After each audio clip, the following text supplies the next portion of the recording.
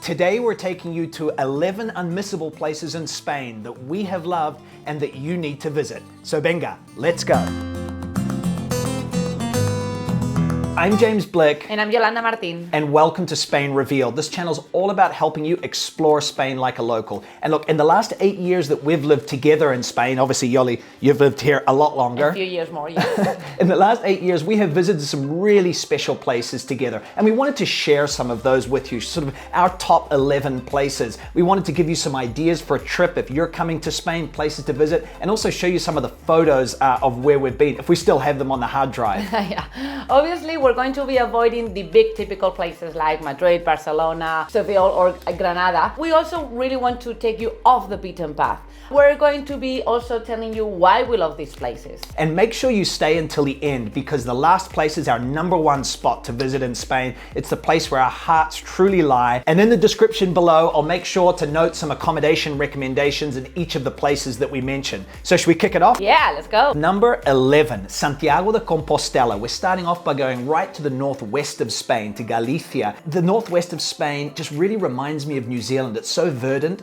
and Santiago de Compostela is like this. It's not the kind of typical cliched Spain you expect. A lot of people imagine Andalusia, and it's, you know, the dark stones, the often raining, and it just has this really magical kind of brooding quality, the city.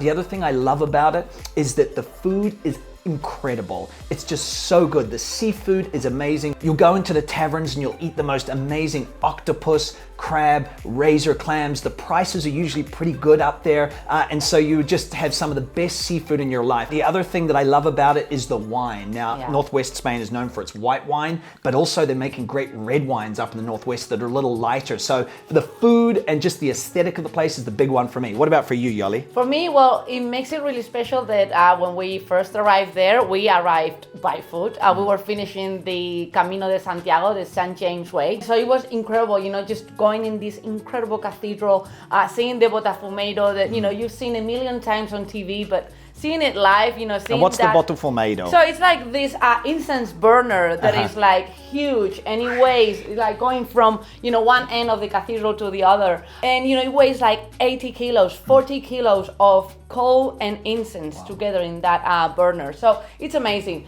and just kind of walking around the cathedral and just taking centuries of history in, you know, it's just unbelievable. Also, the market is pretty incredible. The market is incredible. So there's this stone market where they boil the octopus. You see it there, how they prepare it, you know, the Galician way. So it's a lovely, lovely place to visit. Okay, next place, number 10 is Jerez. We're going south now. For me, what I love about Jerez, or Jerez de la Frontera as its full name, is the sherry. I mean, Jerez means sherry in Spanish, and this town is where that drink is from. I know a lot of people, when they think of sherry, think of your grandma's sweet wine at Christmas, but you know, most of it is dry. And when you go to this Andalusian town, you can visit the sherry wineries, and they're these sherry cathedrals, these massive, hundreds of years, centuries old warehouses where all the barrels are stacked up and have been stacked up for centuries. Just the smell, the gloomy light, and you can see these stacks. It's almost like something out of an Indiana Jones film or something like that. And if you do go, there's a great bodega or winery called Bodegas Tradición,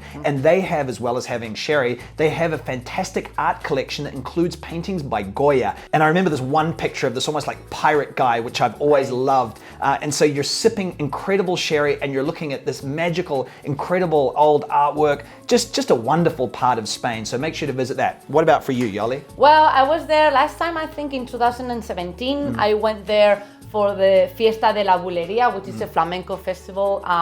There is there every August, September, and it was fantastic. Of course, I went back to Bodegas Tradición and took the tour so that my friends could see it.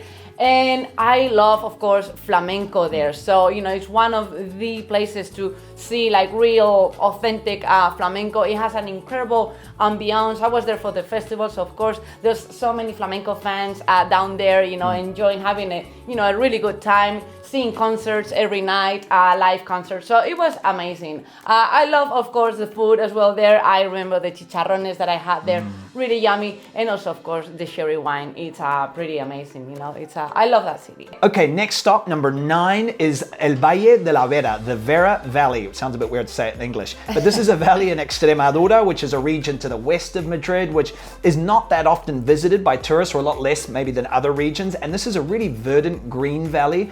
And we visited there, must have been like 4 years or years so ago, ago. yeah. And we stayed, there's all these like little villages that are really medieval. Like you go along the small little lanes and all the houses are overhanging. I mean, it's just literally looks something out of a set of Game of Thrones, and all the plants that people have are overhanging. It was just really magical. We were there for this really short weekend, and we just explored the wonderful villages. We were in Villanueva de la Vera, I think. de la Vera, yeah. And so while you're there, you can do lots of walking and in nature and things like that. But there's also this famous monastery, the Justo monastery, where Charles I of Spain, about 500 years ago, the first Habsburg king of Spain, spent his last years. Now, it's just a really bizarre, well, not bizarre, it's really interesting and kind of strange place to visit, knowing its history. He was sick, he was dying, he had gout, and so he had his rooms connected to the chapel so he could, I believe, get there quickly without much walking or even, you know. Probably hear mass from bed or something I think like that was it, like hear mass from bed, at a place where he, I believe, staged his own funeral before he died, so, you know, some sort of repentance or something like that. And just, it's a really interesting monastery to visit. So again,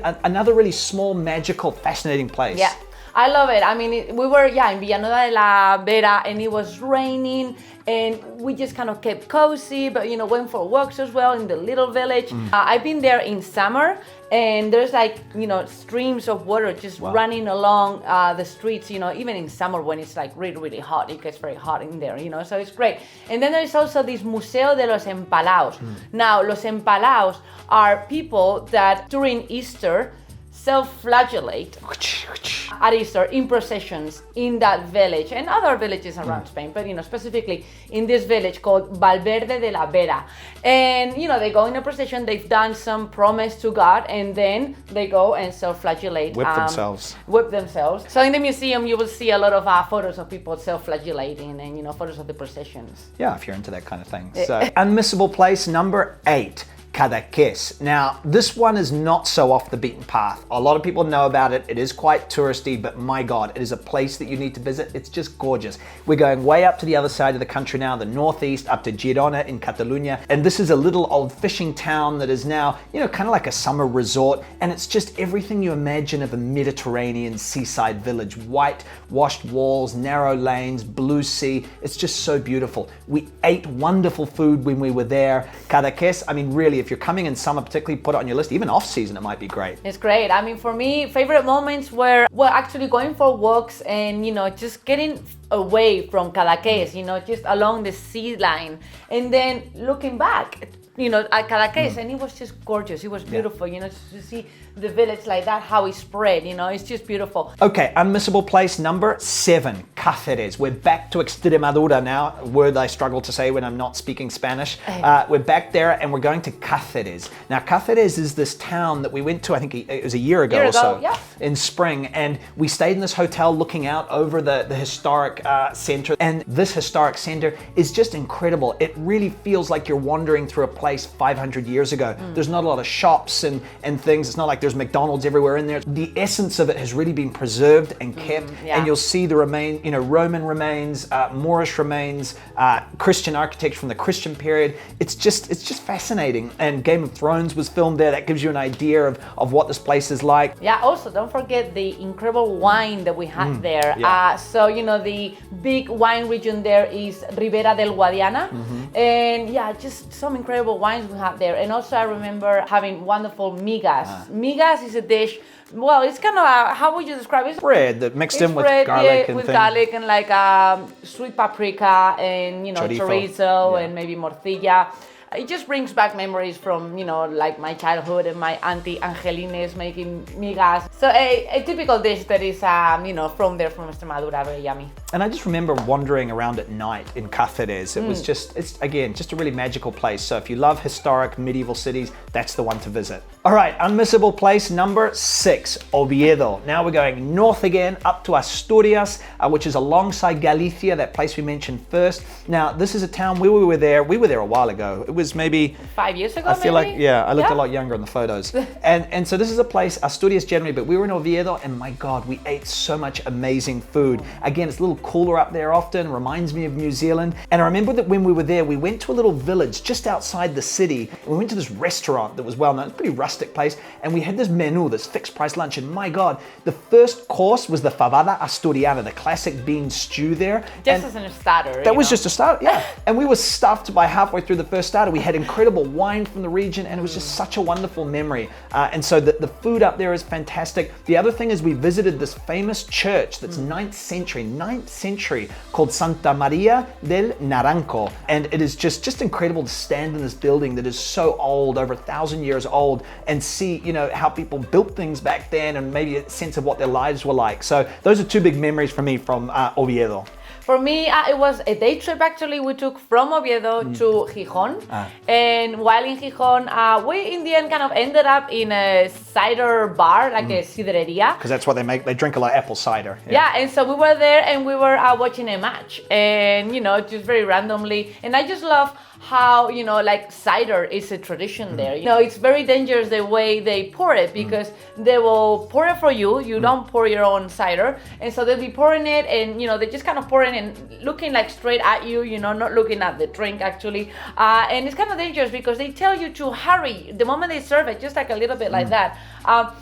You know, they tell you to hurry up because it's gonna lose the fizz. Yeah. And so then you drink up, and then, you know, it's empty again, and they'll pour you again. So, you know, you need to kind of like, drunk, right? yeah, just stick to your empty, you know, glass for a little while. Otherwise, you know, they go nuts. It was, yeah, I remember, because, you know, when you have a glass in your hand, you know how to measure your drinking speed, but when someone else is pouring for you, it totally throws you off. And they're telling you, hurry up, hurry up. Yeah, we got pretty drunk on apple cider, so that was a rough hangover the next day. But don't do that, or maybe do, but Oviedo. Okay, next up, unmissable place number 5. We're going south back to Andalusia, to Zahara de los Atunes. This is just a wonderful little seaside resort town that was, you know, once a fishing village, particularly for catching tuna, hence the name. And particularly in that area, tuna is caught in the traditional way, the almadraba method. And so this town just fills up with people, mainly Spaniards. You won't see so many tourists there in summer. A lot of actually really wealthy Spaniards. So if you're into people watching wealthy people, quite a good opportunity to do that. And here the food is amazing. There's these strips of bars where you just eat in all these incredible places. And of course the tuna is wonderful. It serves sashimi, it's served cooked. And it's just a place we've been a couple times. We've been with the Dannies. Hey Dannies, they came to visit. And if you just want to have like a beach holiday, but in a more, as I say, kind of slightly local place, this is a great place to visit. I'm not a beach person, but Yoly, you're a huge beach person. So tell us all about the beach at Zahara de los Atunes. Yeah, so the beach is great. You can just walk down by the beach, you know, spend the day on the beach. Maybe have lunch in one of the chiringuitos, and then night comes, and again, you know, chiringuito time. Maybe you have a cocktail. People celebrate when the sun sets, you know, behind the sea. It's incredible. It's incredible. Everyone's like cheering as the sun's dropping behind the water. Yeah. Of course, it means party time. So if you're in luck, maybe there will be some flamenco in the chiringuito, and that's great. And also from the beach, you can see the lights of Africa opposite. So that's pretty magical as well. I love that moment. You know, I just love Zahara.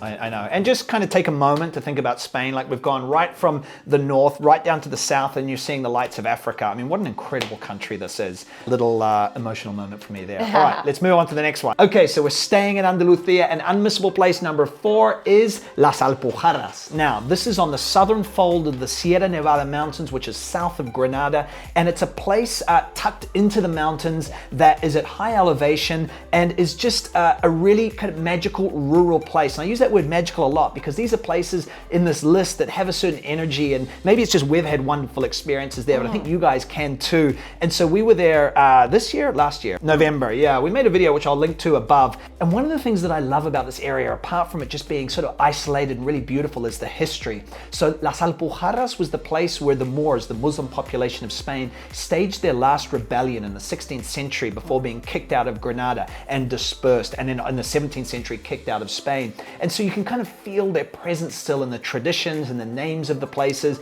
And so I just found it really moving to be in a place that had played such an important place in Spanish history. So for me, that was amazing. What about for you, Yoly? Well, it's an area with, you know, wonderful landscapes. And so a lot of people go hiking there. So it's kind of like a hiking destination for a lot of people. And of course, you know, it's just beautiful. If you go, make sure you go and visit Juan at El Secadero. It's this bar. He sells ham, serrano ham, and of course Costa wine. And yeah, he's really nice, and it's a lovely place. Also, if you do go to Las Alpujarras, or even if you don't, there's two really interesting books that I read before going there that are about people living there. One is South from Granada by Gerald Brenan, which is a writer who was living there 100 years ago. So it's a real insight into living in rural Spain in the 1920s. Fascinating. The other one is Driving Over Lemons, which I think he must have been writing that in the 90s. That's Chris Stewart. His experience, an Englishman, of moving to this area, Las Alpujarras, in that period, and setting up a farm, buying a farm. So two books that I'll link to below that are really cool about that region and just about life in Spain in general. Okay, next up, unmissable place number 3.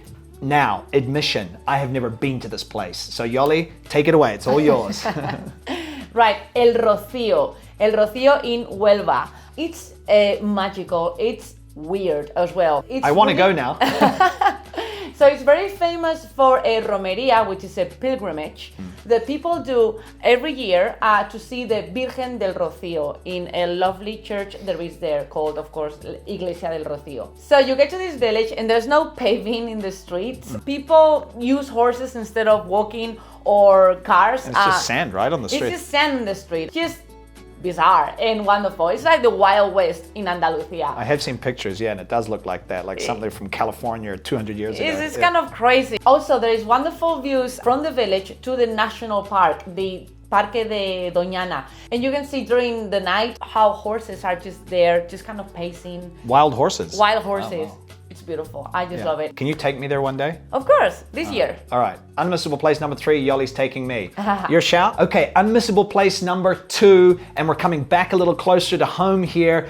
This place is just out of Madrid, and it's a town called Mejorada del Campo. Now, the town in and of itself is not particularly remarkable. It's a normal town, but there is a remarkable thing inside this town, and that is a cathedral that one man has built with his own hands from recycled material. And you're probably thinking, yeah, okay, blah, blah, blah, blah, blah. I've heard that kind of thing before. It'll be like small. It is cathedral-sized cathedral and is literally made out of recycled material and trash and things that had been donated to him. This is a guy called Don Justo. So Don Justo was kicked out of a monastery in 1961 after he contracted tuberculosis. And because the Virgin Mary saved his life, he decided to build a cathedral in her honor. And he has spent the last 50 years building a cathedral with his own hands. We went there, it was like 4 years ago now. And my God, the guy was there. He had a helper, but he was there literally just toiling away. And you're walking through this thing that's cathedral size, and all the columns are made from like oil drums, all the bricks are recycled and round the wrong way. I mean, it's just mind-boggling, this place. It's not an official cathedral, but you gotta go. You have to go. And I love the fact that, he has like no plans really, or That's true. like there's no licenses to like build this thing, so it's kind of incredible. I love the fact that his helper is called Angel. So you can get a bus out of Madrid to get there.